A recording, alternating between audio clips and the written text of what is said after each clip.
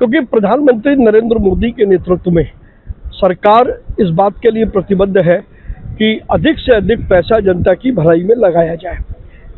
हमने देखा है कि प्रतिवर्ष अनेक प्रकार के चुनाव होते हैं और जब भी चुनाव होते हैं उसमें अपव्यय ज़्यादा होता है। चुनाव आयोग अपना खर्चा करता है, राजनीतिक दल अपना खर्चा करते हैं, बहुत सारे कैंडिडेट अपना खर्चा करते हैं।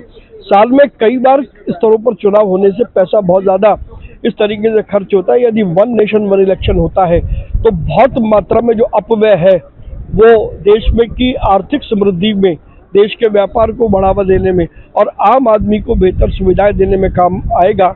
इसलिए वन नेशन वन इलेक्शन अब भारत की आवश्यकता। क्या ये आने के बाद राज्यों में चुनाव नहीं होंगे? क्या नगर पालिका या लोकल सेल्फ गवर्नमेंट के चुनाव नहीं होंगे? तो विपक्ष के पास क्योंकि कहने के लिए कुछ नहीं है, विपक्ष राजनीतिक रूप से पूरी तरीके से देश में सिकुड़ गया है, इसलिए विपक्ष तरह तरह के आरोप लगा करके तो जनता की भलाई और देश के पैसे की को सहजता से खर्च करने में कहीं ना कहीं उसकी मंशा नहीं है, इसलिए वो रोड़े अटकाते। देखिए 10 साल में अरविंद केजरीवाल ने बहुत सारी घोषणाएं की, आखिर सारी घोषणाओं का क्या हुआ? वो घोषणाएं आज भी कागज पर ही केवल है।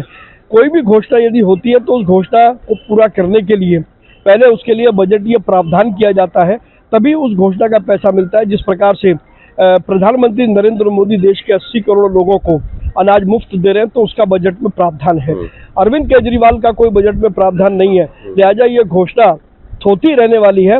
अरविंद केजरीवाल राजनीति का भी और लोकतंत्र का मजाक उड़ाते हैं। पिछले 10 साल में दिल्ली की जनता ने खूब देखा है। मुफ्त बिजली किसको मिल रही है? 200 पॉइंट के बाद 201 हो जाए तो फिर सब पर बिजली लगती है। ये सिर्फ केजरीवाल का छलावा और इसके से अधिक कुछ नहीं है। हम सब जानते हैं कि अरविंद केजरीवाल येन केन प्रकारेण सत्ता में बने रह जाना चाहते हैं, उसके लिए वो कुछ भी कहने को तैयार है।